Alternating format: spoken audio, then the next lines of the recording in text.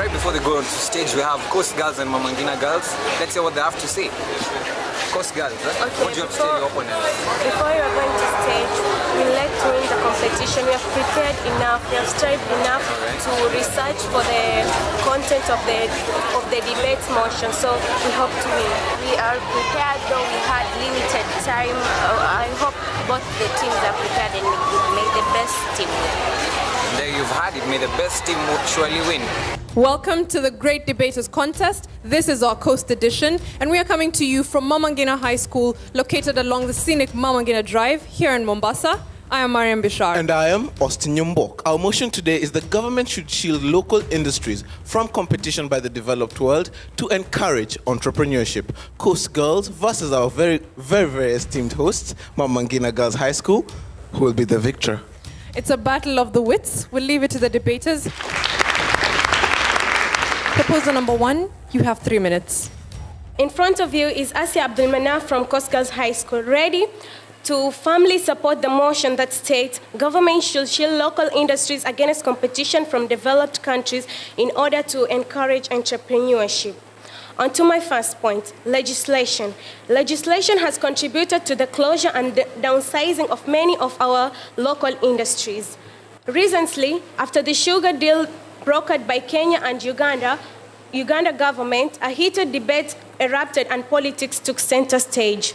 The politicians tried to outdo one another. Result, it greatly affected the sugar industry. Example of a sugar industry, the Mumia sugar. The government should have effective legislation to shield our local industries, going by our mantra, buy Kenya, build Kenya. On to my second point, fair pricing.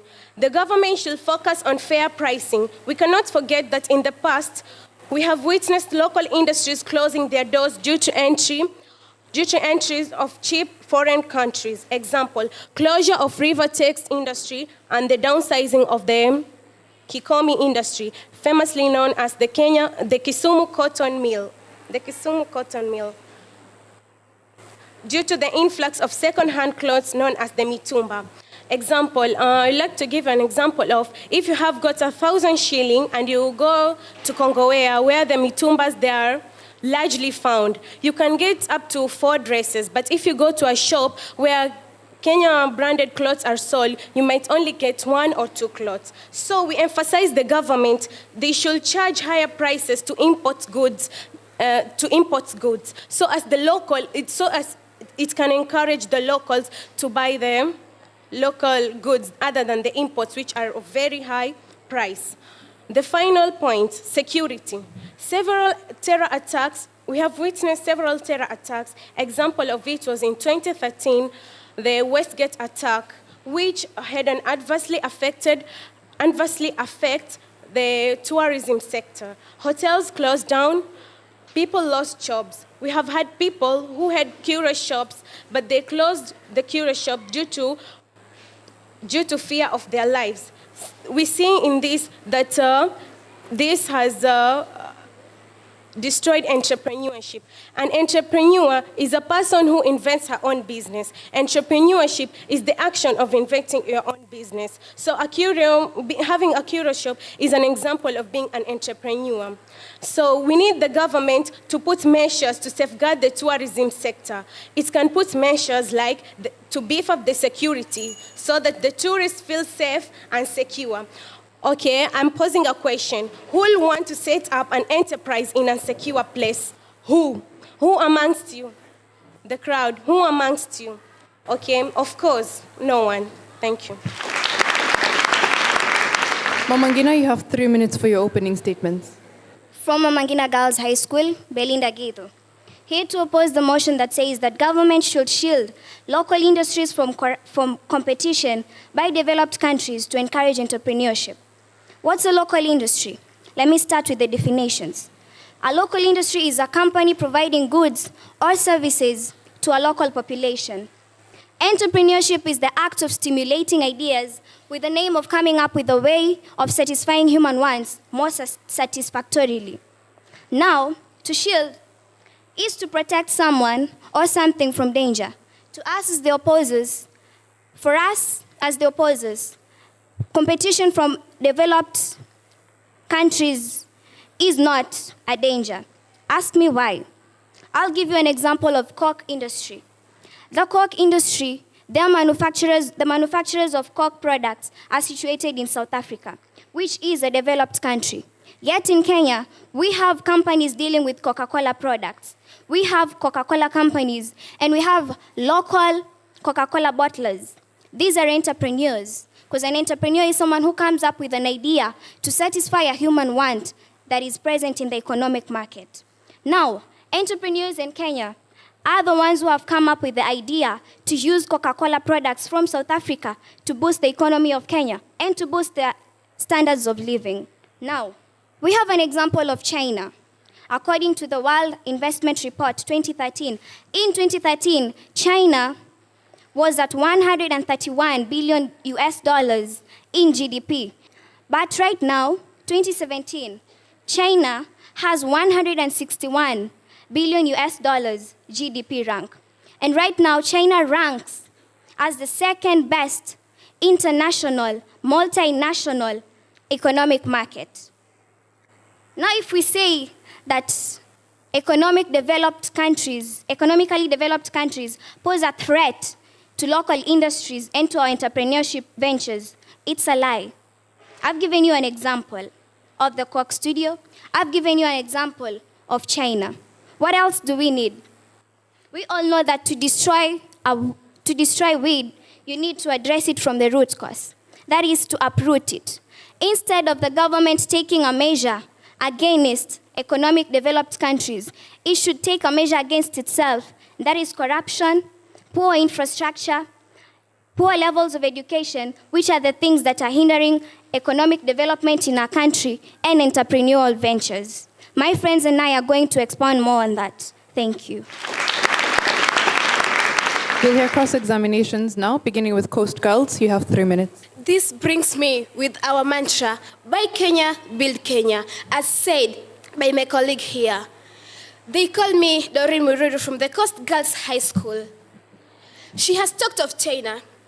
Are you not aware that China is the country that brings fake goods in our country?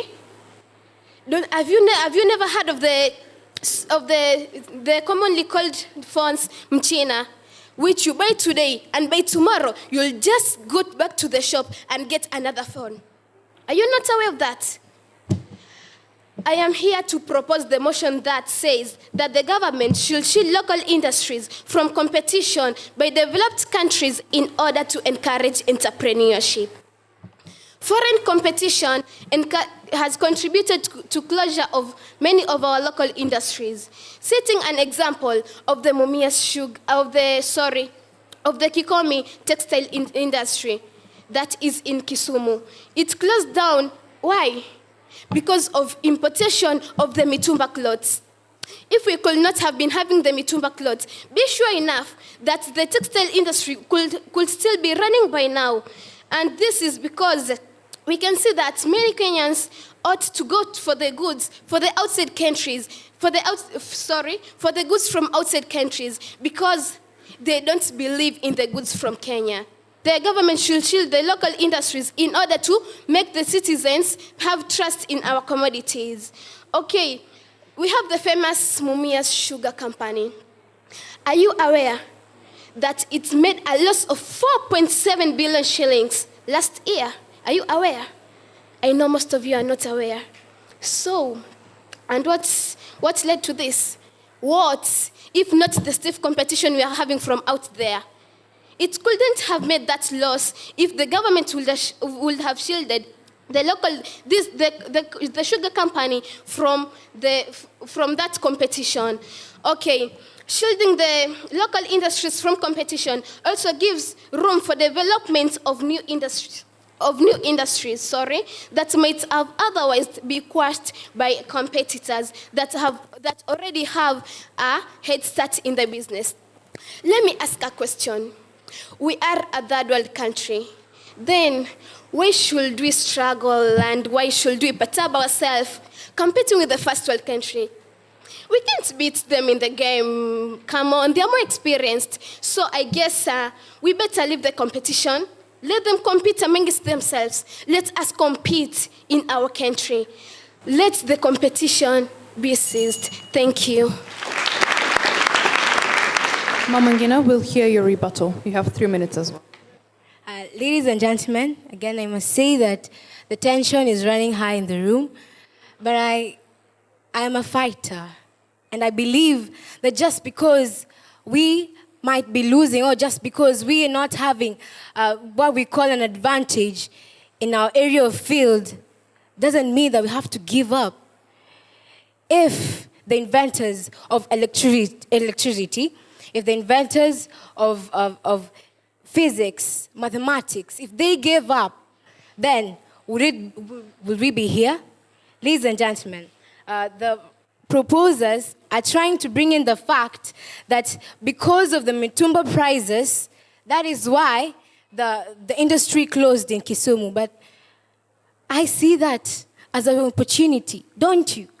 Ladies and gentlemen, that is a market gap that we can take and use. Ladies and gentlemen, just because, let us look at the mitumba system. It has fair prices, right? It might not be of that good of a quality, but the fair prices are going on well. Meaning that if an entrepreneur like you and me would sit down at the table and think of a way of reducing the cost of production and increasing and being able to increase their output, to be able to sustain their business while having fair prices, then we'll be competing equally with the mitumba enterprise. Another thing is that we are a third world country, yes. But ladies and gentlemen, we have a vision, Vision 2030. And Vision 2030 will become Vision 3020 if we continue saying, the competition is too much, this and this and this. We have to be able to compete with these guys, to be able to be challenged so that next time we come in better. Next time we come in with more quality. And thus we grow. Ladies and gentlemen, the competition is not the problem. Our education system is the problem. You see, our education system is more theoretical than practical. Most of technical middle-level colleges like Mombasa Polytechnic and Kenya Polytechnic, they used to offer technical skills. But now, they've been turned into satellite campuses by the universities. This means that the critical technical skills that they were teaching, that is key in entrepreneurship, is no longer being taught. Sadly, that has led to our market being flooded with people with degrees. Is that encouraging entrepreneurship? Ladies and gentlemen, we have a mentality. Being in this education, we have a mentality that entrepreneurship is lower than this education system, the white-collar jobs. Hence, I would want to be a doctor, a lawyer, than rather sell skuma wiki and tomatoes. I rest my case.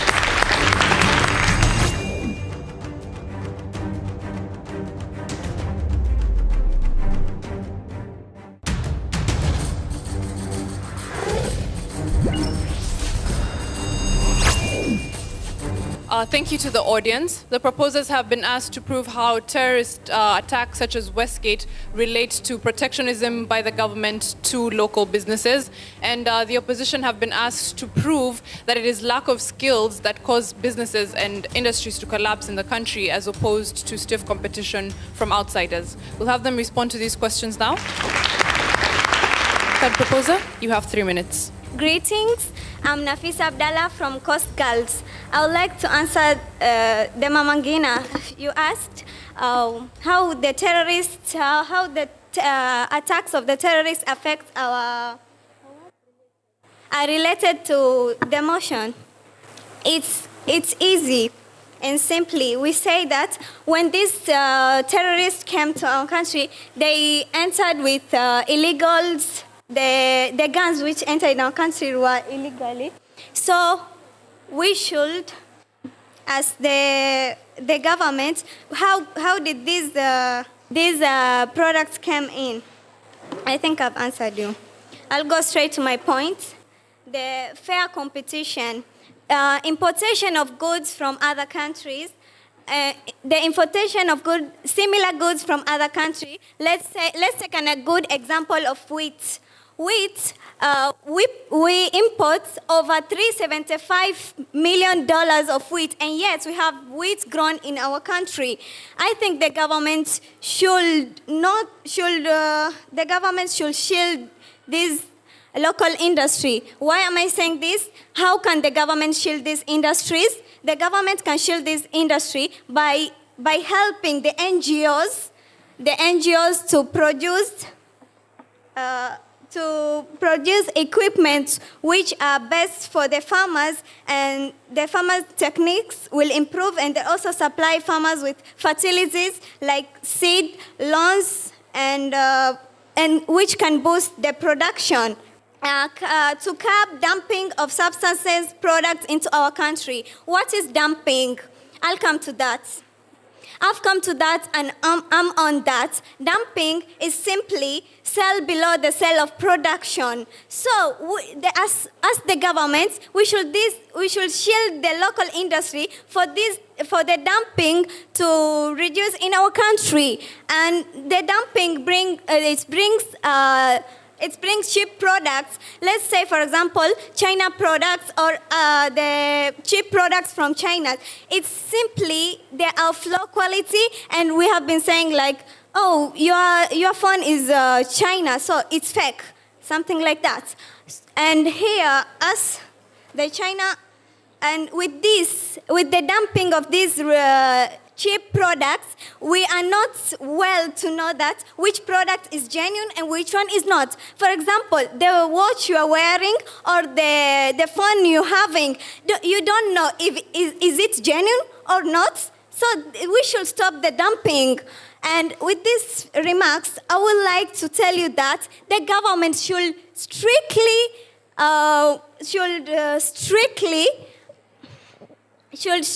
shield the local industry from competition. Thank you. Mama Ngina, you have 3 minutes to answer the audience. Shani Said from Mama Ngina Girls High School, ready to firmly oppose the motion that states the government should shield local industries from competition by developed countries to encourage entrepreneurship.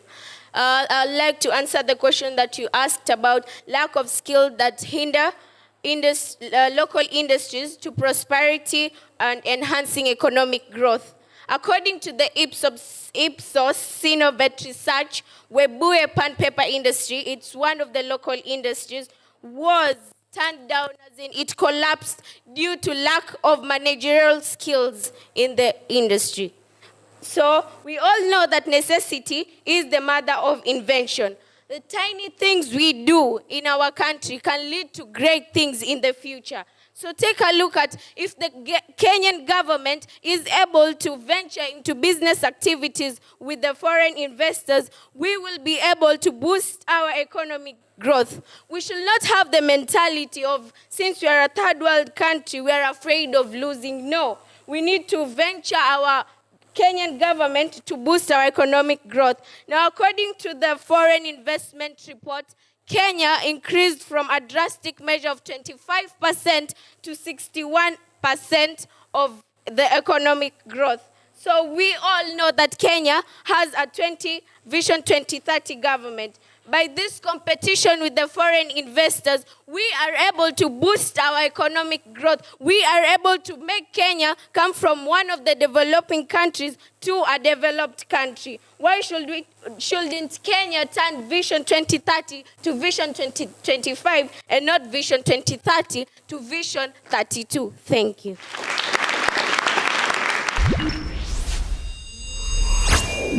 Thank you. We're ready for final submissions now. Coast Girls, you have 1 minute. I hope you noticed it. She told us, she confessed it, that mitumbas are of a lower quality. Then why should we go for them? Why? We had industries that produced goods that produced clothes of a higher quality. So I don't see the need of you wearing a cloth of a lower quality while you can produce a good quality cloth in our country. And many of you know about the coffee that we export out. I guess you have noticed that the coffee that we export out, it's the same coffee that comes into our country back again as Nescafe, but on a higher price. Then I guess, being the government the government should shield the importation of that same coffee into our countries and let that coffee be manufactured here and let us have it as our own. They say, if you can't beat a brilliant idea, you better join it. And if you can't beat that the government should shield the local companies from foreign competition in order to encourage entrepreneurship, you better join us.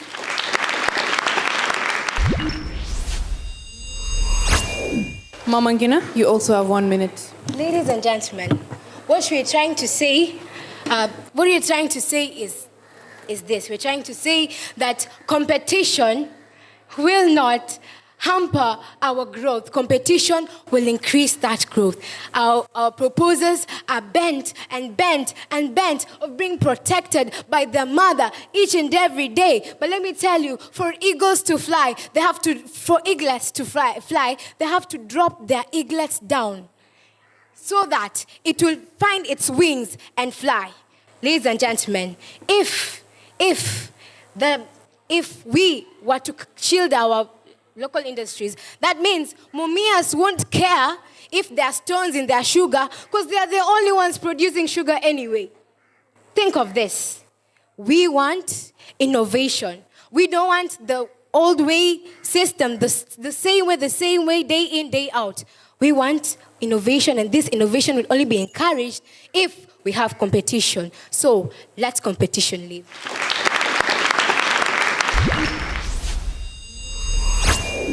Asia, some of the points you raised, you did not tie them well with emotion. Like when you spoke about security, I was trying to see the link between security, competition, and entrepreneurship.